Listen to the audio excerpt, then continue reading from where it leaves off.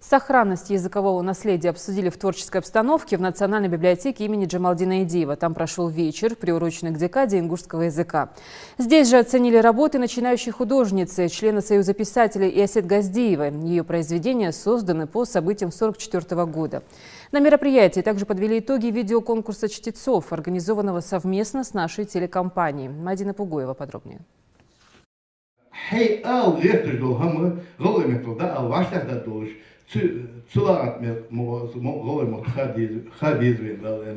Писатели, художники и научные деятели на творческий вечер, посвященный декаде ингушского языка, пришли одни из самых талантливых людей республики. Тема обсуждения – сохранность языкового наследия. Тот факт, что молодежь в разговоре больше предпочитает смешивать языки, уверен Султан Шадиев, негативно отражается на родной речи.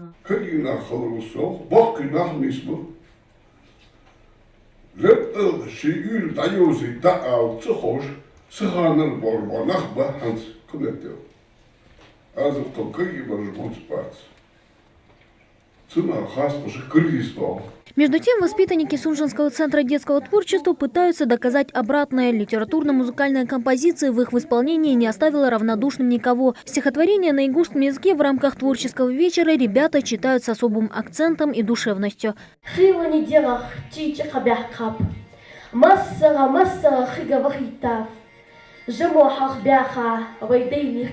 Они не просто их читают, они их проживают. Это удивительно, потому что они не видели ни дней депортации, ни этих очень тяжелых времен, так же, как и мы, но тем не менее настолько чувствительно, настолько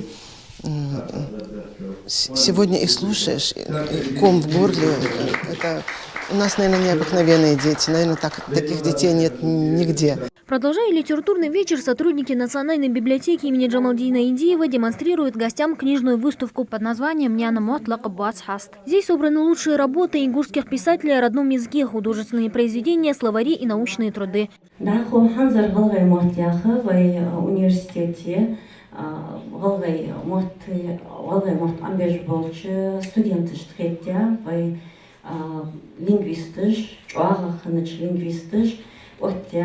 Учебных пособий Ахриева Раиса Идрисовна, Бекова Панда Хадисовна, Мальсагова Лидия Дашлакоевна. Насыщенную программу творческого вечера дополнила и выставка Иосет Газдиевой. Писательница рисует иллюстрации к своим произведениям. К своей новой поэме с символичным названием «13» Иосет нарисовала ровно столько же полотен, на каждом из которых она рассказывает историю одной ингушской семьи и тем самым описывает судьбу целого народа. Здесь изображены 13 деревьев, посаженные в честь дня рождения мальчика до депортации, но выросшие и окрепшие уже после возвращения главного героя на родину. Он приехал домой, вот эти деревья уже выросли, вот они уже в цвету, вишенки там цвели.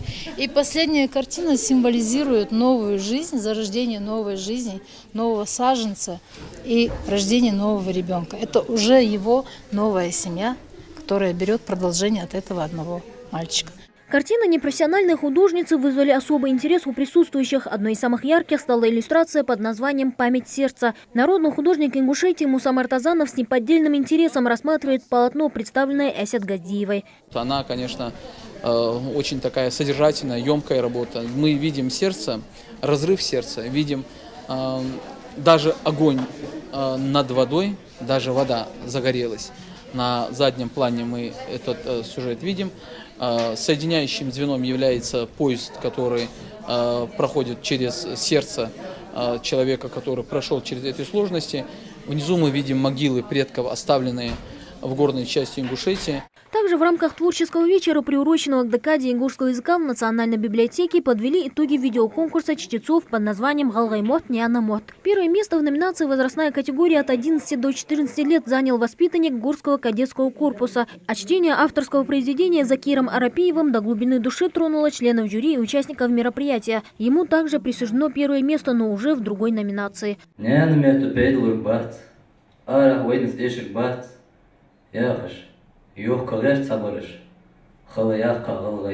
Стихотворение говорится о нашем языке, о том, что все начали забывать язык, о том, что люди считают, что он не важен для нас в это время, что время поменялось и что все хотят знать только русский или какие-нибудь другие языки. Рад, что получил первое место и что такое организовали мероприятие. все участвовали, все говорили свое мнение. Очень понравилось.